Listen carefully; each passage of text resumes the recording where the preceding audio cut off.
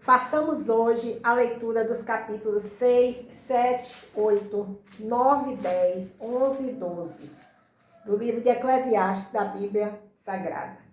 Capítulo 6. A insuficiência dos bens passageiros. Observei ainda outro mal debaixo do sol, que pesa muito sobre o homem. Deus dá riquezas, bens e honra ao homem, de maneira que nada lhe falta de tudo quanto deseja. No entanto, Deus não permite que ele desfrute de nada, mas outro desfruta de tudo em seu lugar. Isso também é absurdo e um grande mal. Se o homem tiver 100 filhos e viver muitos anos, mesmo que os dias da sua vida sejam muitos, se não desfrutar das coisas boas da vida e não tiver um sepultamento digno, digo que uma criança que nasce morta tem melhor sorte que ele. Ela nasce em vão e desaparece na escuridão, e o seu nome fica escondido na escuridão.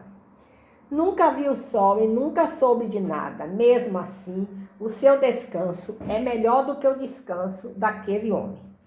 De que lhe valeria viver 2000 anos sem desfrutar de nada?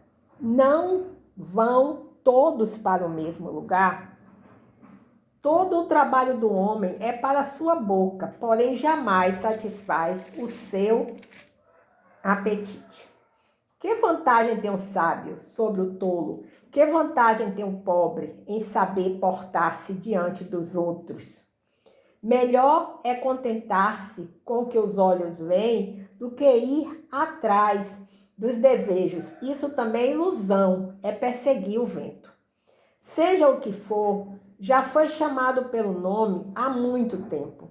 E já se sabe o que acontecerá ao homem. Ninguém pode lutar contra alguém mais forte. Quanto mais palavras, mais ilusão. Que proveito o homem tira delas? Porque quem sabe o que é bom para o homem nesta vida, nos poucos dias da sua vida de ilusão, que se vai como uma sombra? Quem lhe contará o que acontecerá debaixo do sol, depois que ele se for? Eclesiastes, capítulo 7. O valor da paciência e da moderação. Melhor é o bom nome do que o perfume caro, e o dia da morte é melhor que o dia do nascimento. Melhor é ir à casa onde há luto do que ir à casa onde há banquete, pois a morte é o fim de todos os homens. Que os vivos reflitam nisso em seu coração. Melhor é a tristeza do que o riso, porque o rosto triste torna melhor o coração. O coração dos sábios está na casa onde há luto, mas o coração dos tolos na casa da alegria. Melhor é ouvir a repreensão do sábio do que a canção dos tolos. O riso do tolo é como o estalo dos espinhos debaixo da panela. É um absurdo. De fato, a opressão transforma o sábio em tolo. O suborno corrompe o coração. Melhor é o fim de uma coisa do que o seu início. Melhor é o paciente do que o arrogante. Não te ires depressa no teu espírito, porque a ira se aloja no íntimo dos tolos. Não digas, por que os dias passados foram melhores que os de hoje? Porque essa pergunta não vem da sabedoria. A sabedoria é tão boa como a herança e beneficia aqueles que veem o sol. Porque a sabedoria serve de defesa, assim como o dinheiro serve de defesa. Mas a vantagem da sabedoria é que ela preserva a vida de quem a possui. Considera as obras de Deus. Quem poderá endireitar o que ele fez torto? Alegra-te no dia da prosperidade, mas no dia da adversidade considera. Deus fez tanto um como o outro, para que o homem não descubra nada do que virá depois. Nesta minha vida absurda, já vi de tudo. Há o justo que morre, apesar da sua justiça. Há o ímpio que tem vida longa, apesar da sua maldade. Não sejas justo demais, nem sábio demais, porque te destruirias a ti mesmo. Não sejas ímpio demais, nem sejas tolo, porque morrerias antes do tempo.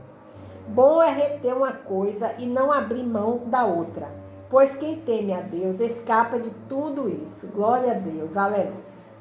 A sabedoria torna o sábio mais poderoso do que 10 governantes numa cidade. Pois não há um só homem justo sobre a terra, que só faça o bem e nunca peque.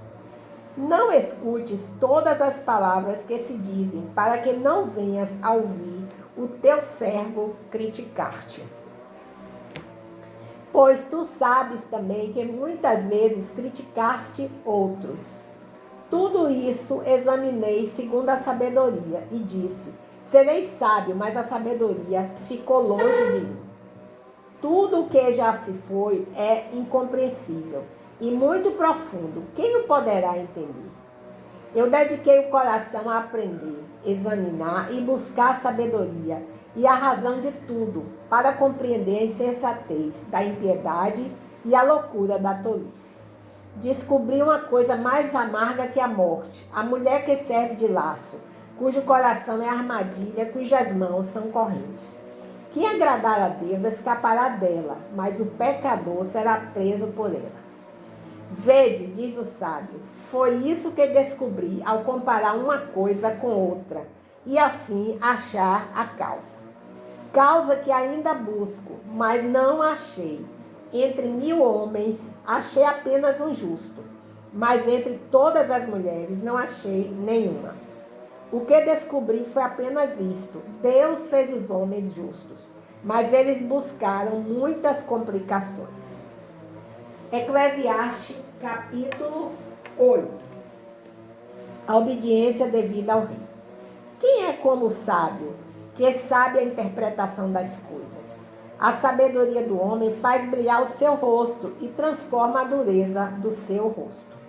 Eu aconselho, obedece às determinações do rei, por causa do juramento de lealdade feito diante de Deus. Não te apresses a sair da presença dele, nem persistas apoiando o que é mal, pois ele fará o que bem quiser. Porque a palavra do rei é suprema. Quem lhe perguntará o que estás fazendo? Quem obedece às suas determinações não sofrerá nenhum mal, e o coração do sábio discernirá quando e como agir. Porque para todo propósito há tempo e modo certo de agir, pois a dor do homem pesa sobre ele. Visto que não sabe o que vai acontecer, quem lhe dirá o que vai acontecer? Ninguém tem domínio sobre o próprio espírito para controlá-lo. Também tem poder sobre o dia da morte, nem para escapar da guerra. Nem mesmo a maldade livrará os que se entregam a ela. As desigualdades da vida. Tudo isso observei quando dediquei o coração a refletir sobre tudo o que se faz debaixo do sol.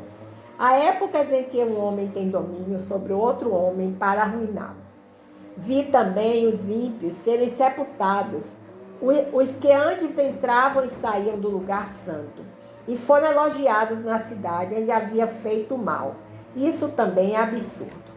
O coração dos homens está inteiramente disposto a praticar o mal, porque não se executa logo o castigo sobre os crimes.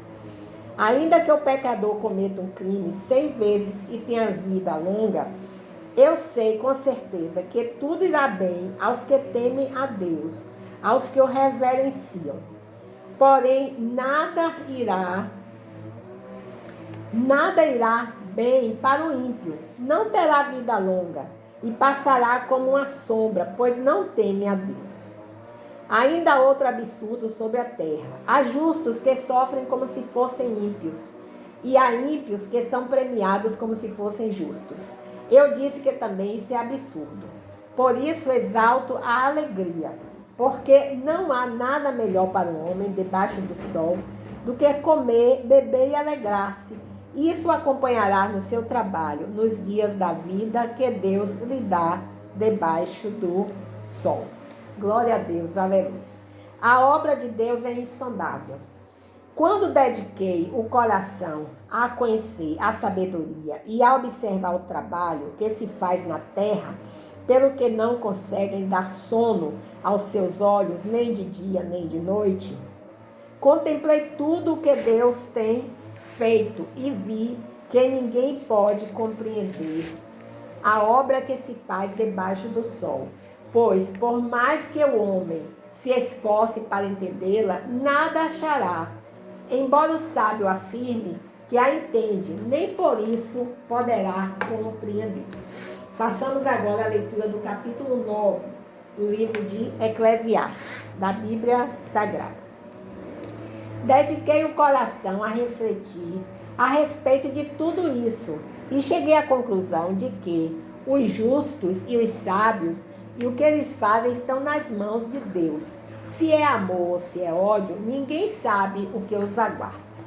Tudo acontece igualmente a todos, o justo e o ímpio, ao bom e ao mau, ao puro e ao impuro, ao que oferece sacrifícios e ao que não os oferece, ao bom e ao pecador, ao que faz juramentos e ao que não faz. Este é o mal que há em tudo que se faz debaixo do sol.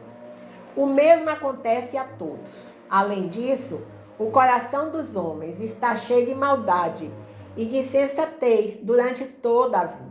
No final, eles se juntarão aos mortos. Momento.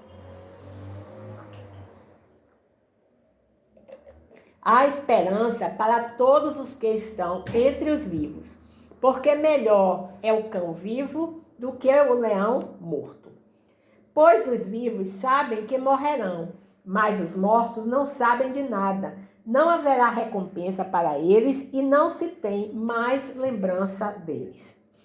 O amor, o ódio e a inveja deles já desapareceram. Nunca mais terão parte alguma no que se faz debaixo do sol. Vai e come com alegria o teu pão e bebe o teu vinho com coração contente, pois há muito tempo Deus se agradou do que tu fazes. Sejam as tuas vestes sempre bem cuidadas e nunca falte o óleo sobre a tua cabeça. Desfruta a vida com a mulher que a amas todos os dias desta vida de ilusão, que Deus te deu debaixo do sol, sim, em todos os dias da tua vida de ilusão, porque essa é a tua recompensa nesta vida, pelo trabalho que fazes debaixo do sol. Tudo quanto te vier à mão para fazer, faze-o com todas as tuas forças, porque na sepultura para onde vais, não há trabalho, nem projeto, nem conhecimento, nem sabedoria. Valor e contradições da sabedoria. Observei ainda e vi que debaixo do sol a corrida não é dos ligeiros, a batalha não é dos fortes, o pão não é dos sábios, a riqueza não é dos prudentes, o favor não é dos inteligentes, mas todos dependem do tempo e do acaso. Pois o homem não conhece a sua hora, como os peixes são apanhados na rede mortal e os passarinhos são pegos na armadilha, assim também os homens são arrendados pelos tempos difíceis que lhes sobrevêm de repente. Também vi este exemplo de sabedoria debaixo do sol, que muito me marcou. Havia uma pequena cidade de poucos moradores, e um grande rei a atacou, e cercou e levantou grandes rampas de ataque contra ela. Mas nela havia um sábio pobre que livrou a cidade pela sua sabedoria. No entanto, ninguém mais se lembrou daquele homem pobre. Então pensei, melhor a sabedoria do que a força. Porém, a sabedoria do pobre é desprezada e as suas palavras logo são esquecidas. Glória a Deus, aleluias, é verdade. As palavras dos sábios ouvidas com calma valem mais do que os gritos de quem domina sobre os puros. Melhor é a sabedoria do que as armas de guerra, mas um só pecador destrói muita coisa boa. Capítulo 10 do livro de Eclesiastes, da Bíblia Sagrada. A excelência da sabedoria. As moscas mortas fazem com que o óleo do perfumista se estrague e produza mau cheiro. Do mesmo modo, um pouco de insensatez pesa mais do que a sabedoria e a honra. O coração do sábio inclina para a direita, mas o coração do tolo inclina para a esquerda. Mesmo quando anda pelo caminho, falta entendimento ao tolo, e ele mostra a todos que é tolo. Se a indignação do governador se levantar contra ti, não deixes o teu posto, pois a calma evita grandes erros. Há outro mal que vi debaixo do sol, semelhante ao erro cometido pelo governador. A tolice posta em grande dignidade e os ricos assentados em lugar inferior. Tenho visto servos montados a cavalo e príncipes andando a pé, como servos. Quem abre uma cova cairá nela, e quem derrubar um muro, uma cobra o morderá. Quem remove pedras se machucará com elas, e o que racha a lenha corre perigo. Se o machado perder o corte e não for afiado, é preciso muita força, mas a sabedoria é proveitosa para dar prosperidade.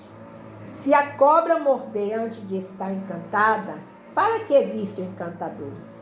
As palavras da boca do sábio são agradáveis, mas os lábios do tolo o devoram. No início, as palavras da sua boca são tolice, e no final são loucura perversa. O tolo multiplica as palavras, porém ninguém sabe o que está por vir. Quem poderá dizer o que acontecerá depois dele? O trabalho do tolo deixa tão exausto que não consegue ir à cidade. Ó terra, ai de ti quando o teu rei é inexperiente, e quando os teus príncipes banqueteiam de manhã. Ó terra, feliz de ti se o teu rei é filho de nobres, e se os teus príncipes comem no tempo certo, para refazer as forças e não para a bebedice. O teto desmorona por causa da preguiça, a casa tem goteiras por causa da lerdeza das mãos. O banquete traz diversão e o vinho alegra a vida, mas o dinheiro consegue tudo. Não amaldiçoes o rei, nem mesmo em pensamento, nem amaldiçoes o rico em teu quarto, porque as aves dos céus levarão as palavras e uma criatura alada poderá espalhar o que disseste.